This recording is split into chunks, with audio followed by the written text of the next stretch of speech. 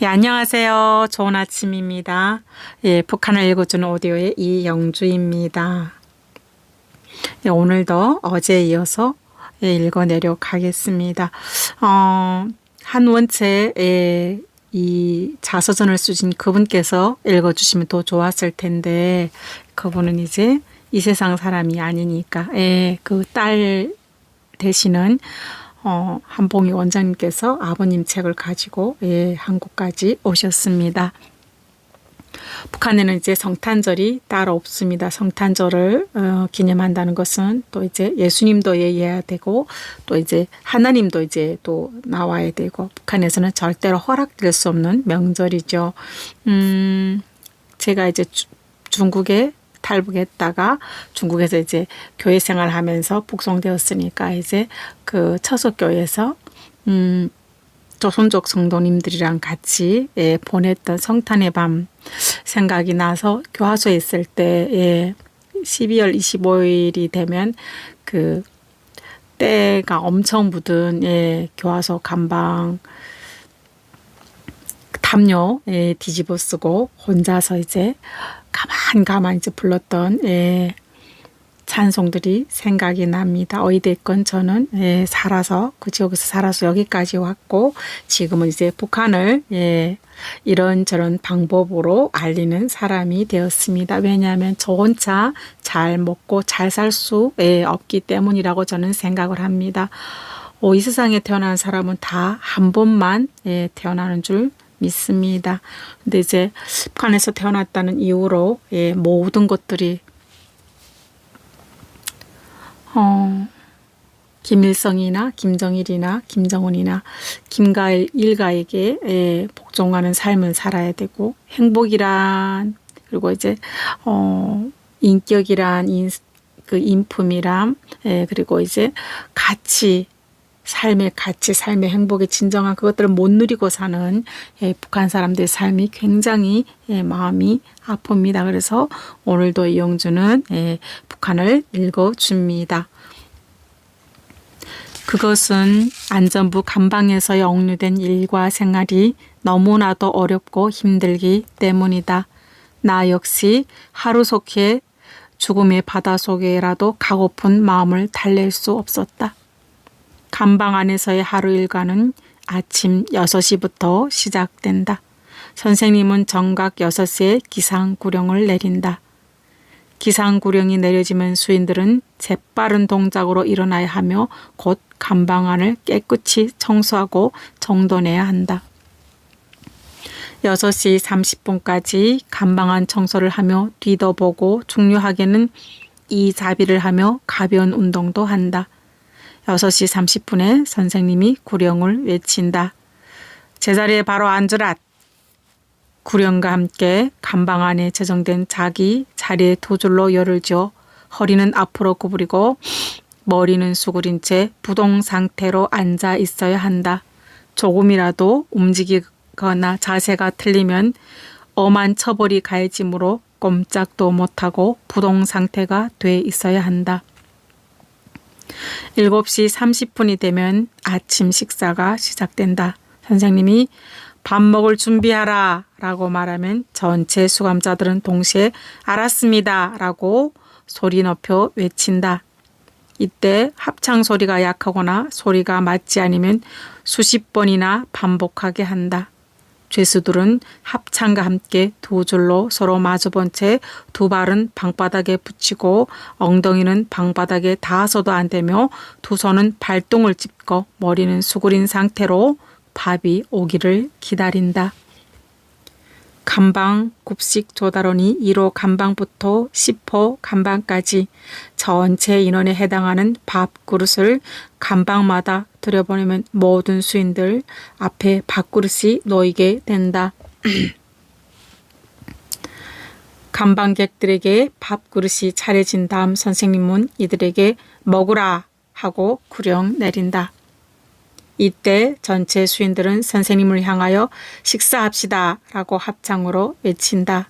이때도 역시 소리가 약하거나 합창이 잘 되지 않으면 몇 번이고 반복한다. 또 선생님이 먹으라 라는 구령을 내리기 전에 자유주의적으로 먼저 밥을 조금이라도 먹거나 자세를 어기는 경우에는 개별적 또는 집단적으로 어려운 처벌을 받거나 밥그릇을 빼앗긴다. 수인들이 밥은 말이 밥이지 사실상 짐승 사료와 같다. 쭈구렁 강냉이와 미순 강냉이를 대강 타게 한 불량한 강냉이 쌀에기를 삶은 것에 건더기 한 입도 없는 배추 국물을 알루미늄 식기에 섞어 담은 것을 그대로 준다. 국이라는 것이 소금도 넣지 않은 맹물국으로 슴슴해서 먹기가 매우 메스겁다. 무더운 여름이라 주방칸에 파리약을 친 모양이다. 쌀에기, 강냉이, 범벅에 맹물 같은 배추 국물을 섞은 알루미늄 식기 속에는 죽은 파리가 늘 10여 마리나 떠 있으니 짐승 사료와 다른 게 하나도 없다. 숟가락은 모두 자루를 잘라 버렸기 때문에 자루 없는 숟가락으로 밥 아닌 밥을 떠서 입안에 넣는다. 그것마저도 양이 매우 적다. 자그마한 알루미늄 식기 밑굽에 담은 적은 양의 거친 사료용 순 강냉이 밥은 수인들이 허기진 배를 채울 수 없었다. 몇 달씩이나 감방 안에서 배고픔에 시달린 죄수들은 대부분 영양실조가 오고 햇빛조차 보지 못하여 핏기 없는 낯으로 맥없이 쇠살창을 향해 불쌍하게 앉아있다.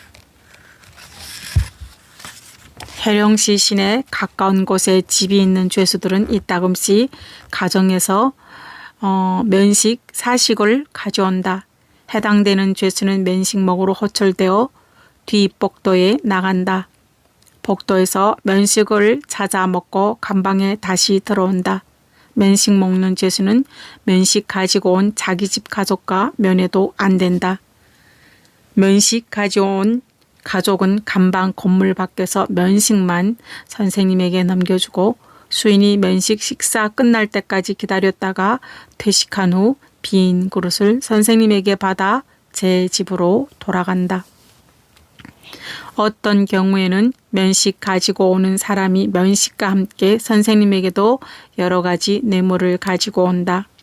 그들은 뇌물을 선생님께 섬기면서 재수와의 면회를 요구한다. 뇌물 받은 선생님은 그들이 면회를 눈 감아 준다. 또 어떤 경우에는 선생님이 면식을 인계받아 면식 검열을 한다. 면식 속에 포함된 맛나고 좋은 음식을 슬쩍 꺼내 먹어버릴 때도 있어 수인들이 웃음거리가 되는 경우도 자주 보게 된다. 그런 일 때문에 재수가 불평했다 하여 선생님은 애매한 재수에게 맷질과 고통을 주며 보복과 압력을 가하는 현상도 종종 목격하게 된다.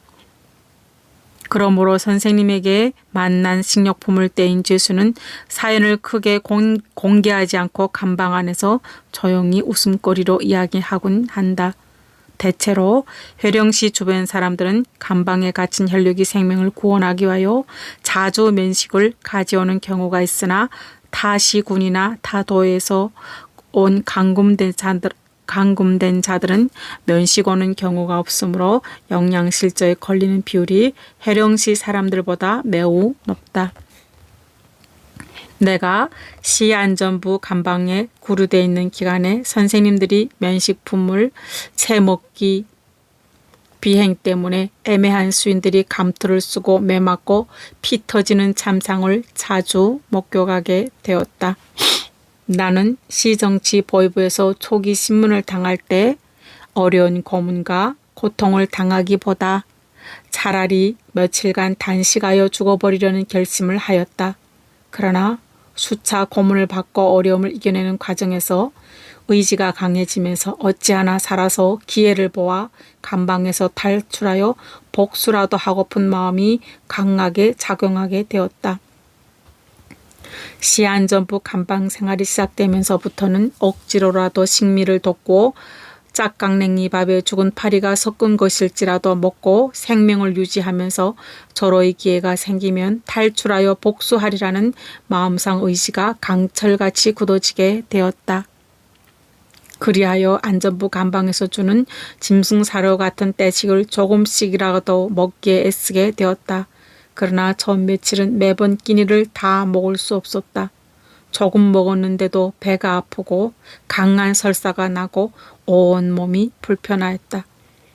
처음에는 몇 숟가락씩만 먹었으며 날이 가면서 점차 조금씩 더 먹는 방법으로 식사 조절을 진행하였다.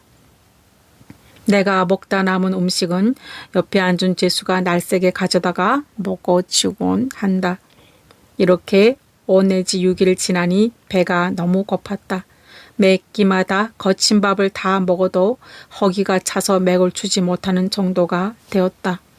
감방 안의 모든 수인들은 적은 양의 거친 강냉이 밥을 먹으며 배고픈 설움을 안고 끊임없이 폐인으로 변질돼 가는 것이 오늘 북조선 감방 구루장의 생활 모습이다. 감방 안에 새 죄수가 들어올 때마다 매 교대 선생님들은 신자를 일으켜 세웠다. 그들은 각 개인에게 범죄 내용과 살아온 경위, 주소와 가정 형편 등 이것저것 물어보곤 한다. 그저 심심풀이로 하는 일이었다. 내가 안전부 감방에 입수한 2번째 날이었다. 저녁 교대에 나온 안전원 특사가 초면인 나를 보더니 쇠살창 너머 복도에서 서서 물었다. 너 언제 들어왔어? 나는 쇠살창 앞에 나가 무릎 꿇고 앉아서 머리를 수그린 상태에서 대답했다. 3호 감방 57번입니다. 어제 저녁에 들어왔습니다. 무슨 죄로 들어왔어? 월경죄입니다. 중국에 갔댔는가? 네, 그렇습니다. 중국 어디에 갔어? 화룡에 갔습니다. 화룡에는 누가 있나? 친척이 있습니다. 야, 이 개새끼야. 친척이 있는 걸 누가 몰라서 묻냐? 어떻게 되는 친척이 있는가 말이다. 불후에 그는 꽥 소리를 지르며 돌변했다. 그자의 기상에서 수인들을 무자비하게 억류하며 인권 유린하는 사회안전 일꾼이라는 자들이 건방지고 무례한 행위를 나는 똑똑히 엿볼 수 있었다. 뭘 상식하게도 그자가 매우 큰 소리를 지르는 순간 나의 심장은 놀랐다. 감방 내 죄수들도 모두 깜짝 놀라는 기색이었다. 사촌 처남네가 있습니다. 나는 공손히 대답했다. 너 집은 어디냐? 길쭉은 영북구입니다. 직장, 직위는? 길주 팔포연합기업소 설계원입니다. 집에는 누가 있는가? 아내와 딸 둘 그리고 아들 하나가 있습니다. 그는 끈질기게 이것저것 물어댔다. 그래, 엠네와 아들 딸들은 다 무슨 일 하는가?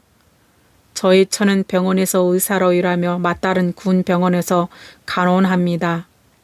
둘째 딸은 작년에 대학 졸업하고 교원으로 배치되었고 막내 아들은 중학교 학생입니다. 그런데 중국에는 왜 갔댔는가? 선생님께서도 아시다시피 지금 어디 노동자 사무원들에게 일을 해도 식량 배급이나 노임을 줍니까? 식량이 없고 돈이 없으니까 살기 위해서 중국에 구걸하러 떠났지요. 나는 특사가 묻는데 대하여 마음 내키는 대로 대답했다. 그러나 안전원 특사는 싱거운 웃음을 지으며 말했다. 영감택이, 너 같은 놈들이 있기 때문에 우리 안전원들이 고생한단 말이야. 내가 중국에 가서 편안히 잘 먹고 잘 살아 됐으니 이제부터 그 후가 맛이 어떤가 봐라. 그러더니 나를 살창 앞으로 오라고 하더니 일어서라고 한다. 나는 공손히 일어났다. 일어나자마자 그는 내게 대뜸 외쳤다. 이제부터 좀 고생해 보아라. 뽐뿌 500번. 어리둥절했다. 뽐뿌라니? 그게 뭔가? 나는 그자가 외치는 말 뜻을 알 수 없었다. 그래서 그냥 쇠살창 앞에 우투건이 서 있었다. 그러자 죄수 반장이 불의에 나의 뒤통수를 갈겼다. 아니 뽐뿌하라는데 왜 움직이지 않아? 그가 나한테 달려들어서 행악질을 했다. 영문을 몰라 어리둥절해 있는 나를 휘어잡더니 그가 뽐뿌 시범 동작을 했다. 두 손을 올려 모기 뒷덜미에 위에다 손깍지 끼고 두 다리를 약간 벌린 상태에서 앉았다가 일어서는 동작을 반복했다. 나는 그가 시키는 대로 했다. 이때 선생님이 감방에 대고 소리쳤다. 반장! 샘세기 하라. 동작 제대로 시키라. 죄수 반장은 선생이 말이 떨어지기 바쁘게 샘세기를 시작했다. 하나, 둘, 셋. 내가 앉았다가 일어나는 동작을 반장이 샘세기 구령에 맞춰 하라고 했다. 나는 반장이 구령에 맞춰 뽐뿌질을 하였다. 샘세기 속도가 얼마나 빠른지 나는 반장의 구령 속도를 따라가지 못했다. 50개까지는 비교적 쉽게 뽐뿌했는데 50개 넘어서부터는 점차 맥이 빠지고 숨소리가 높아졌다. 당연히 움직임 속도가 늦어지게 되었다. 죄수 반장은 자기의 샘새는 속도에 맞추지 않고 내 동작이 떠진다고 하면서 또다시 주먹매 한 대를 안겨주었다. 예, 여기까지 읽었습니다. 50대 후반 거의 60대 초반인데 20살 조금 남짓 때는 그 대한민국으로 말하면 이제 경찰이죠. 안전원 특사한테서 야자에 취급당하는 것도 너무 기막히고 서러운데 거기다가 이제 중국에 가서 잘 먹고 잘 있다 왔으니까 고생해 보라고 저도 이거 뽐뿌 이제 원송 구르장에 있을 때 당해봤거든요. 그냥 이제 그 감방을 지키는 개호들이 눈에 나면 이렇게 저렇게 이제 구실을 잡아서 여자건 남자건 관계없이 이제 시키거든요. 치욕스럽죠. 조카 같고 아들 같고 그런 사람 그런 그 군인 앞에서 그런 것들을 해야 된다는 것들이 너무나도 치욕스럽죠. 그리고 이제 변 보거나 소변을 봐야 될 때 이제 선생님하고 물어보는 것들이 굉장히 치욕스러웠습니다. 그래서 저는 6개월 동안 감방 안에 앉아 있는 동안 제가 단 한 번도 단체 시간에 화장실 가라는 외에는 절대로 이제 선생님하고 이제 뭐 대소변 때문에 벤소 가겠다는 얘기를 안 했거든요. 그러다 나니까 이제 저도 이제 방광염 이제 걸려가지고 지금도 많이 고생합니다. 굉장히 북한이란 나라는 대한민국에서 알고 있는 것 이상으로 지옥 같은 나라입니다. 한국에 와서 거의 9년 세월 살고 있는데도 성탄절은 아직도 저한테는 익숙한 문화는 아닙니다. 그러나 또 듣고 계시는 모든 분들도 오늘 즐겁게 하루를 보내시길 부탁드려 봅니다. 감사합니다.